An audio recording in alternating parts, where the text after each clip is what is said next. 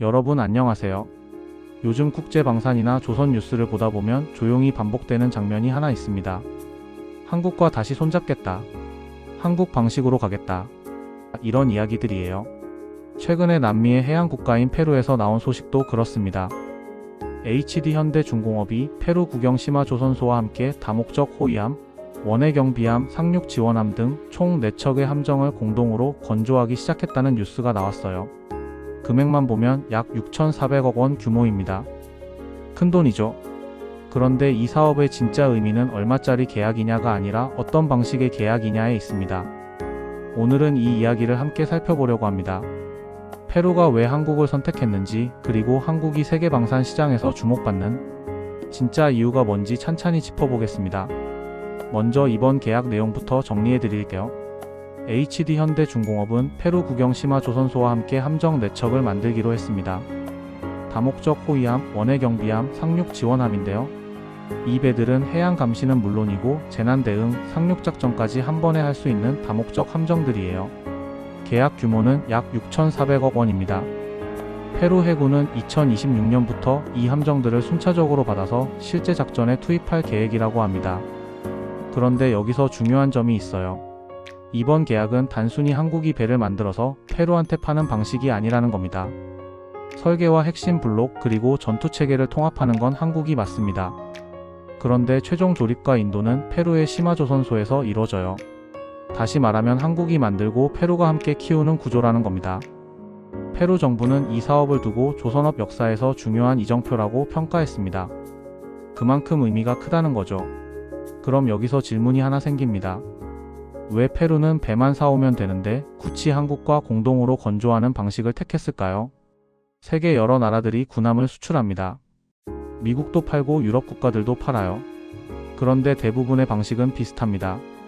설계는 수출하는 나라가 하고 건조도 수출하는 나라가 해요. 구매하는 나라는 완성된 배를 인도받고 그걸로 끝입니다. 반면에 한국은 조금 다른 길을 선택해왔습니다. HD현대중공업은 최신 설계 기술과 공정 노하우, 전투 체계를 통합하는 역량을 제공하는 대신에 페루가 자국 조선소와 인력을 직접 투입하도록 만들었어요. 이 구조가 뭐가 다르냐? 페루의 조선산업과 방산산업 자체를 한 단계 끌어올린다는 겁니다. 그래서 이번 계약은 배 4척이 아니라 조선산업을 키워주는 패키지로 평가받고 있어요.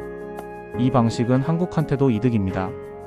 한번 계약하고 끝나는 게 아니라 유지보수, 성능 개량, 후속 함정까지 수십 년짜리 파트너십으로 이어지거든요. 쉽게 말하면 배만 팔면 일회성 장사지만 함께 만들면 평생 거래처가 된다는 겁니다. 그런데 이번 수주 과정에서 눈에 띄는 점이 또 있어요.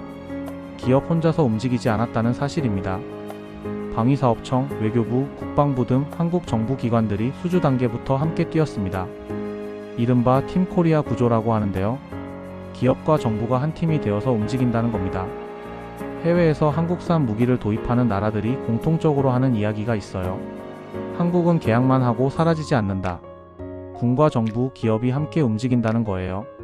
그래서 어떤 일이 벌어지느냐? 해군 장비 하나를 한국에서 도입한 나라가 이후에 공군 장비, 육군 장비까지 연쇄적으로 한국을 찾는 패턴이 만들어졌습니다. 폴란드가 그랬고 호주가 그랬어요. 처음엔 K9 자주포 몇 대 사더니 나중엔 전차, 전투기까지 한국 걸로 바꾸는 거죠. 신뢰가 쌓이니까 다른 분야로 확장되는 겁니다.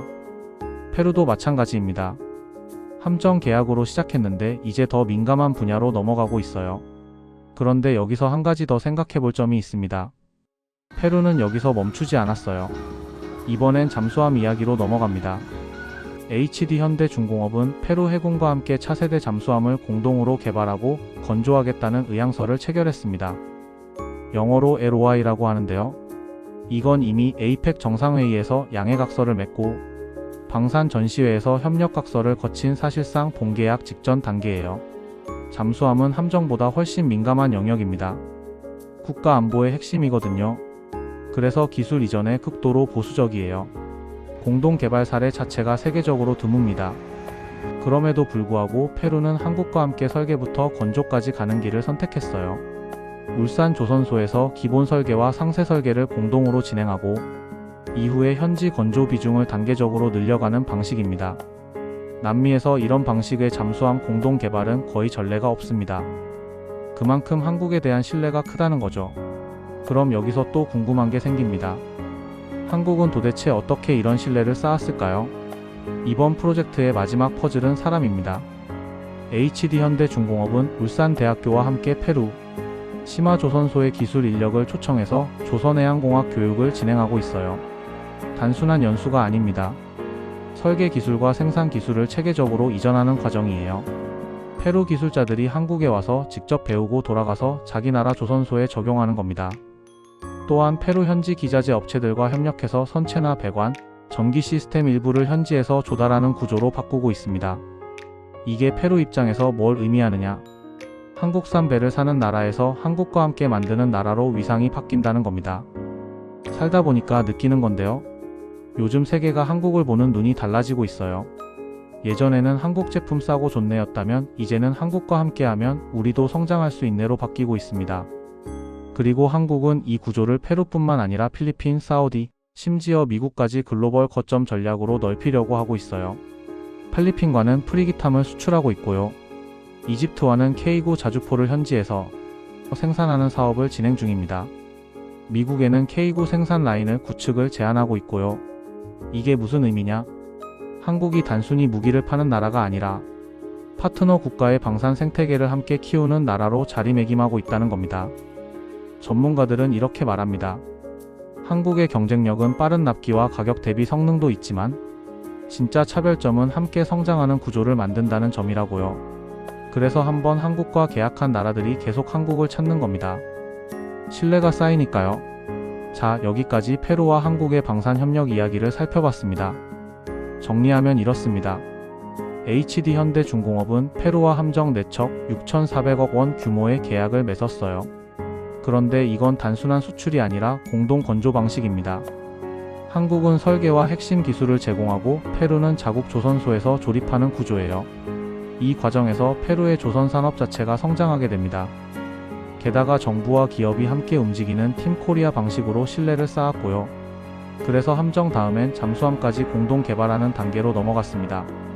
그리고 한국은 페루 기술 인력을 교육하고 현지 업체와 협력하면서 진짜 파트너십을 만들고 있어요. 여러분은 어떻게 생각하세요? 요즘 젊은 사람들이 국뽕이라는 말을 많이 쓰던데요. 저는 이게 진짜 조용하지만 단단한 국뽕이라고 생각합니다. 배를 잘 만드는 것도 중요하지만 함께 성장하는 파트너가 되는 게 더 값진 일 아닐까요? 나이가 들면서 한 가지는 분명해집니다. 혼자 잘하는 것보다 함께 가는 게 결국 더 오래 간다는 점입니다. 한국이 세계에서 선택받는 이유가 바로 여기에 있는 것 같아요. 댓글로 여러분 생각을 꼭 남겨주세요. 오늘 영상이 도움이 되셨다면 좋아요 한번 눌러주시고요. 구독하시면 이런 뉴스들 계속 받아보실 수 있습니다. 여러분 댓글 기다리겠습니다. 감사합니다.